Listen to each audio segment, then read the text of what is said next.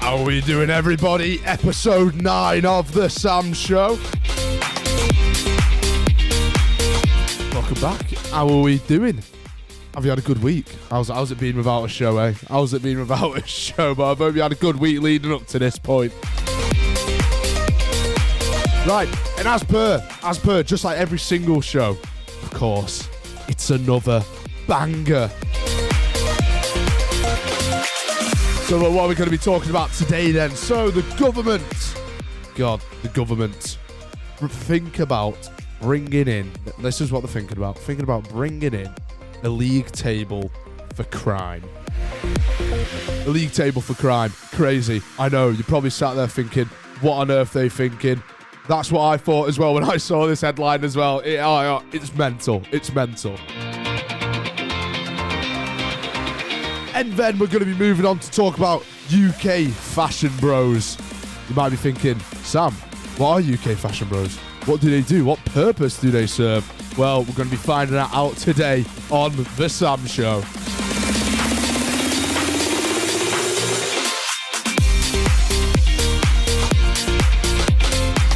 So first things first. League table for crime. Now, this is an absolute crazy idea. I can only make assumptions of what the purpose of it is going to be, but I find it pretty crazy. I really do find it crazy. I don't know why this is an idea in the first place, because surely there should be other measures to put into place. But this is what it is.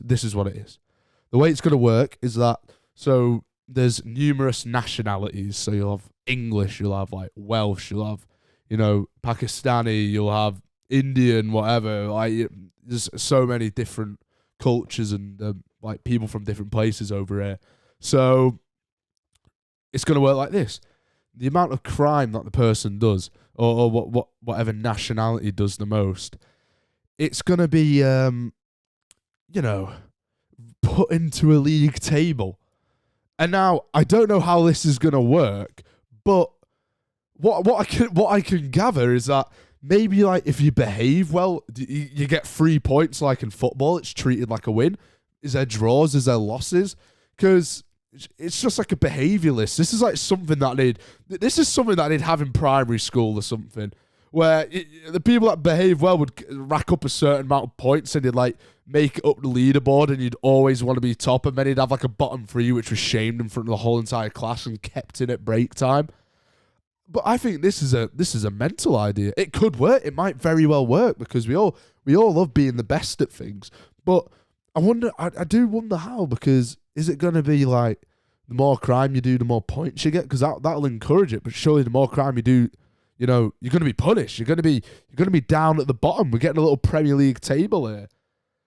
I think it's mental. So based on nationality as well, that's just going to cause more division, isn't it? You're just segregating groups at that point. But it's mental. I can't believe this idea has even been thought of.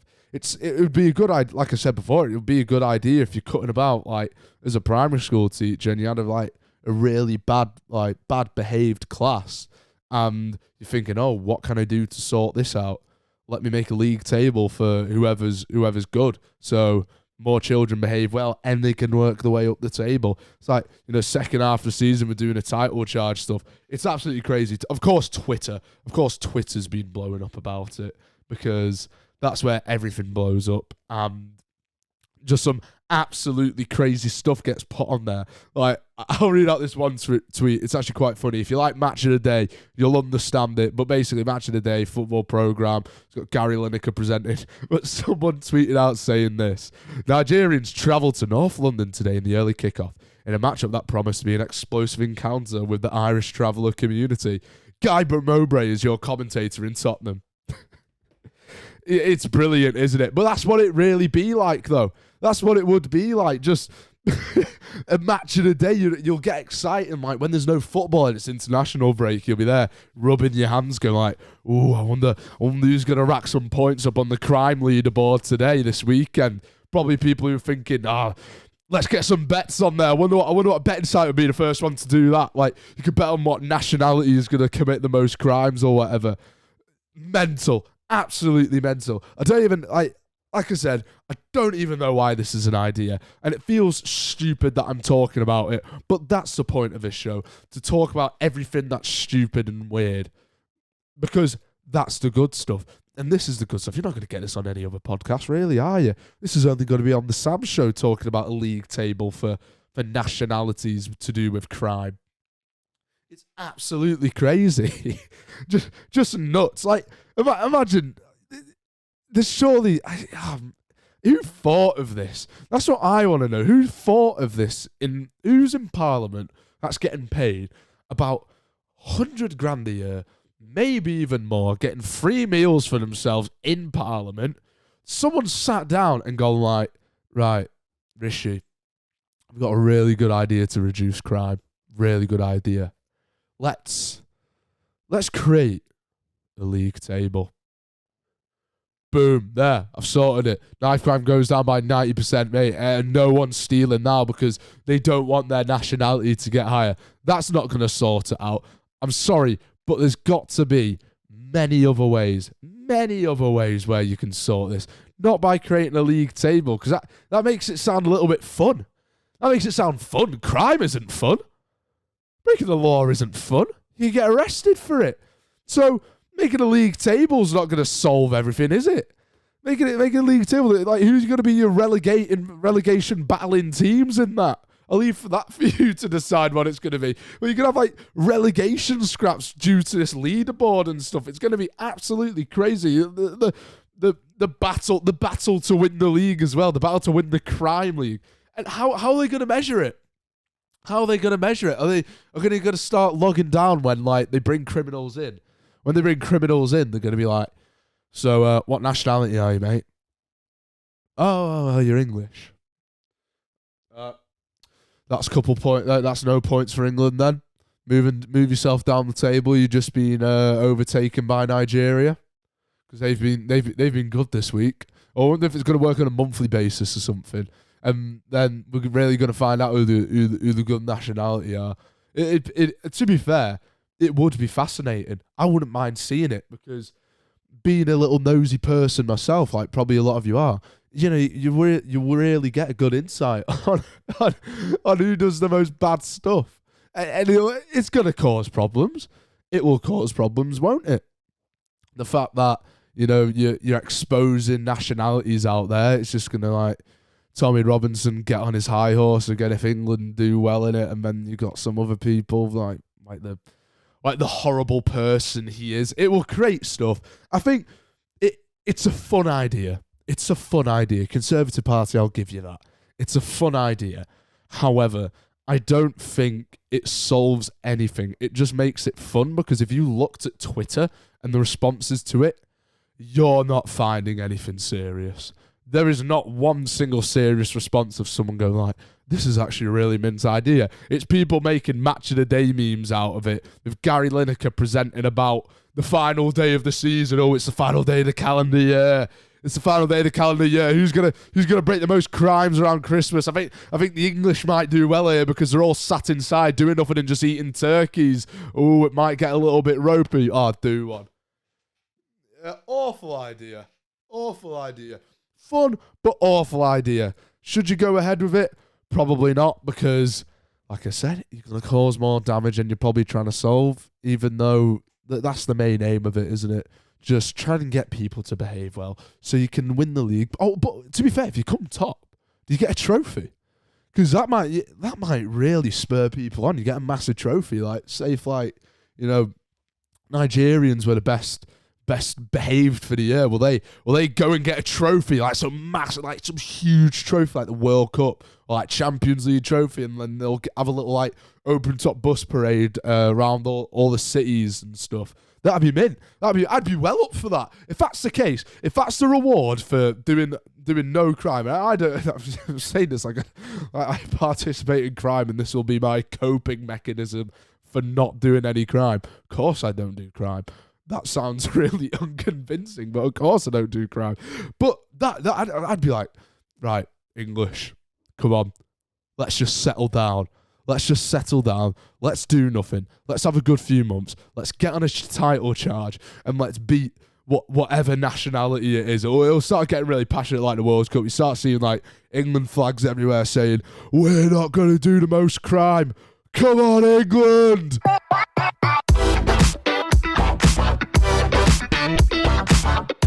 I mean, God, what a weird topic to start the show off with. I did not think when I was starting this, I was probably going to be talking about the league table for nationalities for committing crime. Absolutely bonkers.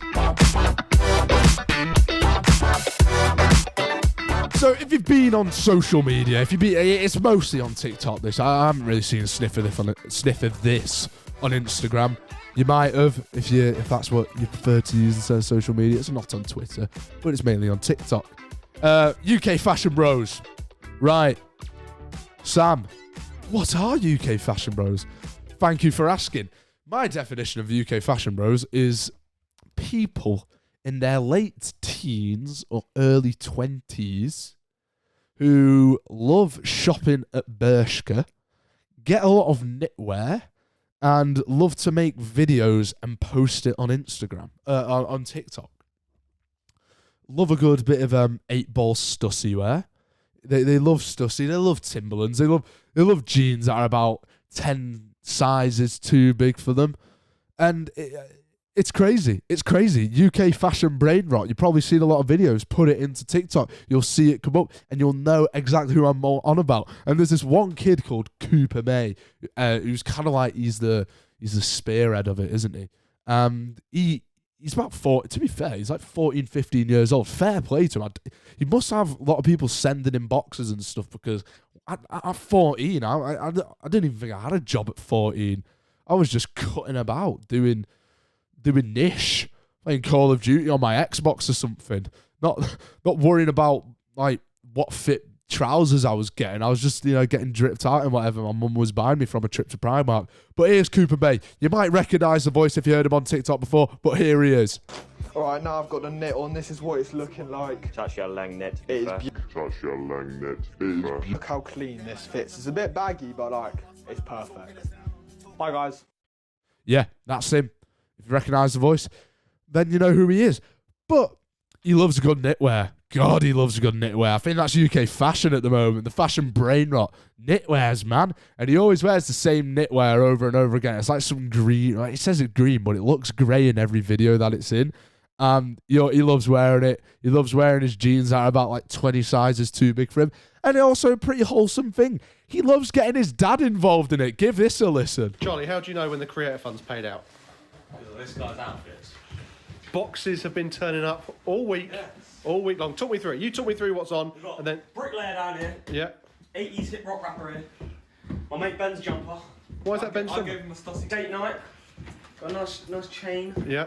What's that, refurbished Prada? Got the Monk Lizzie on. The Moncler polo shirt. Monk Lizzie polo. Maybe I wear it to school. Go on then. Talk me through the fit, Coop. Talk me through the fit. LV. No, you didn't talk me through it. Charlie said you've got bricklayer shoes on. Oh, well, I've got Timberland boots on. Don't tell me the price because I'll just get annoyed. 190 quid. He's just told me the price. Always do what you should do. Made of luxury Shoes. cow. Pretty love it. Always do what you should do. Don't pay 190 quid on. I'm wearing Cooper's. Always do what you should do joggers. I'm also wearing Cooper's t-shirt and I'm also wearing Cooper's shoes. Have you both got your own pants on? I've got my Supreme. I've got my Calvin Klein power. I would play the rest. However, it's just them waffling about wearing each other's clothes. But you kind of get the gist of him. £190 for Timberlands. Wow, £190 for Timberlands. That I find that absolutely insane. And the thing is about these people as well. I saw this one guy. I should have got a clip of it up, but he fantasizes. He kind of romanticizes Japanese workwear. And I know like there's stuff like Carhartt and stuff, which is it's workwear, quotation marks. It's not workwear, behave. It's just durable clothing, which is fair enough. But this guy who's like, yeah, I'm going to create a fit today based off Japanese workwear. They're absolutely dripping in it. And essentially what it is, it's just baggy trousers, like astronomically baggy trousers, like no tapered fit, No, like just a little bit baggy where it's like, a bit straight-legged. This is baggy, like parachutes. Like if you put like a fan, like facing up his trouser, like, man, he'd probably fly away. It'd work as a parachute if he was jumping out of a plane or something. He'd fly away. And he's romanticizing this Japanese workwear. He gets on his massive bottoms and he's like, yeah, I got these fresh shoes that you always wear. They look absolutely disgusting. I would not want to be seen out in those shoes. And he just whacks on some like jumper, again, about 3 sizes too big for him. I don't get the baggy stuff culture.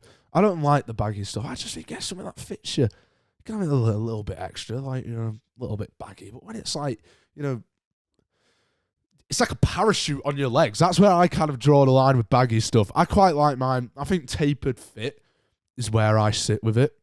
Tapered fit. But, oh, man, parachutes, man. They literally got parachutes on their leg. And Cooper May is the biggest criminal for it. Honest to God, give us a listen. Hey guys, today I'm with Cooper May and Culture Force. Hello. What's good? Today we're going to be walking you through our outfits. So today I'm wearing my Pepe jumper, my Deschutes trousers and my white TNs. What are you wearing, Cooper? I've got my green Stone Island knit on, Bershka jeans and the gutter greens, pretty cheeky. What are you wearing, Culture Force? So I've got a vintage Pittsburgh sweatshirt. It's pretty nice crew neck. I love my kind of like Y2K American sports sweatshirts and college sweatshirts are pretty sick. Supreme double knees, which are still, by the way, £60, man, £60. We do, bro. And then one of my favorite pairs of kicks, which is my New Balance 1906s. They're pretty beat, the protection pack, but yeah, pretty simple, man. I think this is probably one of my better, bit more low key, but calm. I think it's a very nice fit, personally. I really like this. Yeah. Anyway, bit cheeky, isn't it? Yeah, he's absolutely baggy trousers. He loves his green Stone Island knit. Give it a look. I think it's great. It's like that dress with the blue and black and white and gold. I was a white and gold person, and I still to this day believe that it's white and gold. No one can tell me otherwise. I've seen the photo. There's a brilliant photo where it's like you've got the blue and black one, and then you've got the white and gold, and you can see it. Like I've seen the blue and black one, and oh man, I mean that's a whole nother conversation. I could pull like 5 people into the studio, we'll call it, into the Sam Show studio, and we could just get that photo up on the computer that I'm currently recording on, and just go like, do you see white and gold or blue or black? And then we could have a whole argument and conversation for that about 30 minutes, which would be a whole episode. Could be an idea. Although it'd probably be very boring after a while. People just arguing over a colour of a dress. But yeah, that's something else. But the UK fashion thing, man, I can't get my head around it. I don't know where this is, like, it's burst out of nowhere. I remember, I know Culture Force and stuff, because, if you follow, like, Dinner with Ryan or whatever, Ryan Winridge, and then... all them man when they had that Hustle House thing, he like told them how to dress and stuff, and obviously they didn't look the best with it because he went to like Oxfam and picked some like really random stuff like some dead man's jeans or something. But yeah, this UK fashion I'm not too keen on. But look, you do what you want. Here at the Sam Show, we are all inclusive here. We're like that buffet that you get on holiday. We are all inclusive here. You can wear baggy clothes. I'm not a fan of baggy clothes. You can wear them. I don't care. No one else should care, although there probably is people that will judge you and look at you for doing it. Even though I'm probably being very contradictory of myself, just judging someone for wearing them. But look, wear what you want. Wear what you want. I don't care. Cooper May, fair play to him. He's a 15-year-old lad, 14, whatever, however old he is. He's younger than me. I know that for sure. He's sorting himself out nicely. He's doing a lot of good things with his TikTok or whatever, but he's also getting a lot of hate. That's just, poppadoms at an Indian. They just come, and it happens. The usual bit would be you love it, but you don't love the hate. That it just happens. That's just what you get for being a content creator like him, and especially someone his age and what he's doing, wearing fashion and stuff. That stuff just kind of happens, doesn't it?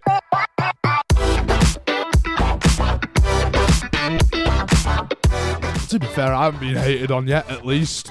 Oh God, I'm not inviting haters there. To be fair, I've been hated on before. That's like, this is something different. When I was on live radio one time, God, if you know, you know. Might talk about it in a later episode.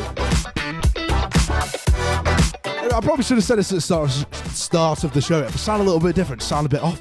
Oh man, I've had a blocked nose or like mucousy mouth, just disgusting and annoying. Dry mouth every morning is not the one. I'll tell you that for now.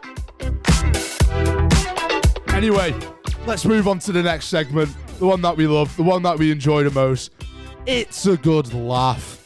And it's the top 5 moments of the week. Or just videos that have popped up in the week that might be absolutely ancient. The moments might be ancient.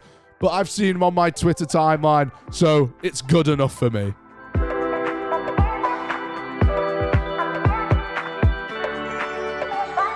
Right, so, past weekend, of course, it was Easter. It was Easter weekend, wasn't it? And, of course, you always got Twitter. Twitter is a beautiful place for this sort of things. And it's just people taking the mick out of it. Honest to God. There's this one Twitter account, and it's a Jesus Christ Twitter account. The first moment of the week is the Jesus Christ Twitter account. And it's fantastic. I love it. I think it's brilliant.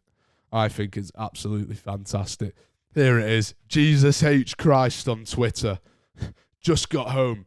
Trying to explain to the missus that I've been dead since Friday. Not going down well. Who thinks of these things? Who thinks of these things? It's absolutely fantastic, isn't it? Over Easter weekend, just doing that. Like this one, for example. Mark 3:11, John 3:10, Luke 3:09.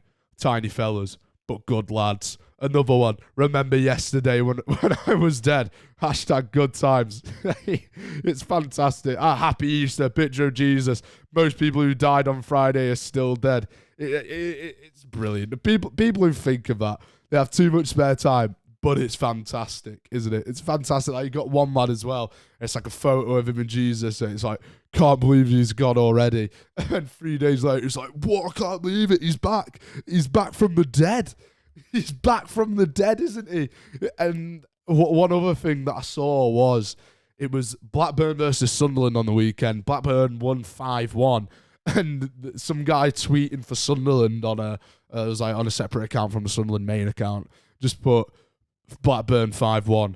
Jesus Christ. Blackburn retweet it with an AI made picture of Jesus scoring and celebrating in a Blackburn jersey. It is quality. The people who think of this stuff are absolutely fantastic. And a little bit of a link there. Football, second moment of the week it's a fantastic video. Search up even if you don't like football because it's still funny. I still think it's funny. And there's nothing better when someone does get hit in the head with a football. And in this game, this team called Hibernian, who play in Scotland, the top division, they try taking a free kick quickly. Their own player, this is their own player. Bang! Missile. Absolute missile. Straight into his teammate's face. Bang! He gets better. That bounces. He slams onto the floor. Bounces off. Hits another teammate. He slams on the floor. It doesn't end there. It comes back and hits the first guy on the floor again on his head. And then the slow-mo footage of it is brilliant because then it cuts away. You get the Sky Sports little like transition and it cuts away and he's there getting a concussion protocol on the floor. Oh, that is peak football. It is fantastic. You don't get moments like that in anything else. Just perfect. Like, what are the chances, though? What are the chances that two people get knocked down from the same ball after it bounces in between them? They both get knocked down. Oh, that's why you love football. If you don't love football, that is a good advertisement for why you should like it. That is a really good advertisement for why you should like it. Right, this fella, third best moment of the week. This fella, what a journey he has been on. I'm not sure how long it's got to be a year or something because the task was absolutely monumental. So if you didn't know, if you weren't up to date, because it is a bit of a Twitter thing, there might have like been flashes on Instagram from like Lad Bible or something. But there's a fella currently running the length of Africa. He started, I assume, over a year ago. He's been doing 50 kilometers a day. The guy said his wee's been looking like iron brew. He's in an absolute state. He started, obviously, in South Africa, and now he's in Tunisia. He's had problems along the way. Loads of problems along the way. Like, he had problems with visas at one point to get into countries, just to run through. It wasn't like he was going on holiday there. He's just going to run through them 50 kilometers a day as well. That's 2 marathons, pretty much. 2 marathons in a day. Running length of Africa. He's raised loads of money for charity as well, which is fantastic. And he's in the final bit. I'm pretty sure he's finishing this weekend, and it's not going to take long as well. But what a feat this is, isn't it? Running the whole entire length of Africa. I'd struggle running a marathon. I mean, I think everyone would struggle running a marathon if you're just a normal person. But fantastic. Like, no one else could do that. How long would you think it would take you, if you could train, how long do you think it would take you to be able to run the whole length of Africa at the pace he does, 50 kilometers a day? Because that's got to be like mentally, like the physically as well. You're doing it every single day. I wonder what he's energizing off. I think he's also been stopping at like local villages and stuff. He's probably like loading up on food there. He's probably told them and taking them in really well, and he's getting his like local cuisine in and stuff. But it's fantastic. I think to run after it, I generally think I need like 5 years to train. If I trained every day, if I was running every day, I think 5 years to train, because that is some journey. Because like it's mentally as well. That's like that. It's like 50-50, like 50% physical, 50% mentally. If you're like wrong in either one of those, you're not going to do it. And fair play to him. He's raised, like I said, loads of money for charity. He's doing well for himself. He looks like a right state, though. He needs to get back home and go to the barbers, get a skin fade, trim his beard down as well. The guy is absolutely nuts. And speaking of nuts, moment number 4 of the week. A man in Wakefield, I think it was. A man in Wakefield pulled the knife out because he was unhappy with his order or unhappy with his restaurant place. And it made me think back to this one clip, which is absolutely hilarious.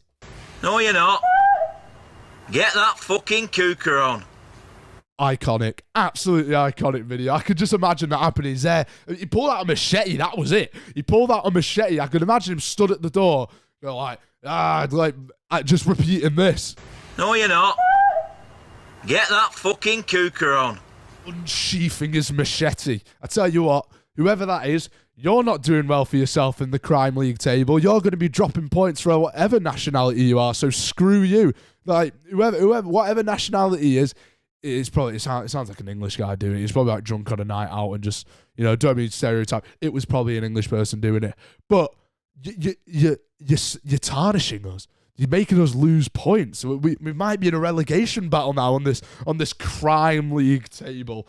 And something that I saw on Twitter as well. The last moment of the week. I think this is a brilliant idea, and I don't know why more pubs have adopted this. Sorry, it only applies to boys. I know if there's any girls listening, I'm sorry. It only applies to boys. But TVs in urinals. Oh my God. That is fantastic. TVs in urinals. What an idea. And it's absolutely perfect, because when you're at the pub or something, 3 o'clock kickoffs, you got Gillette Soccer Saturday on, and you're thinking, I've got to go to the toilet. Bang, there, urinal. It's there, the screen's there, it's going to be mint. And if a player you don't like scores, guess what? You can just aim it onto them as they're celebrating. What an idea. This is genius. This is fantastic. I think by law, every pub should adopt this.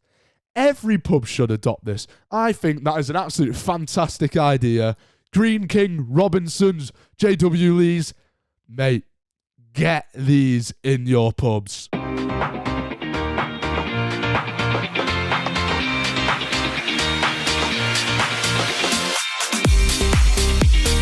Well, there we go. End of episode 9. It's been a good one, and I hope you enjoyed it. Look, same time next week, 6 a.m. release next week. Make sure you're there. It's the 10th episode. We could try and cook something up.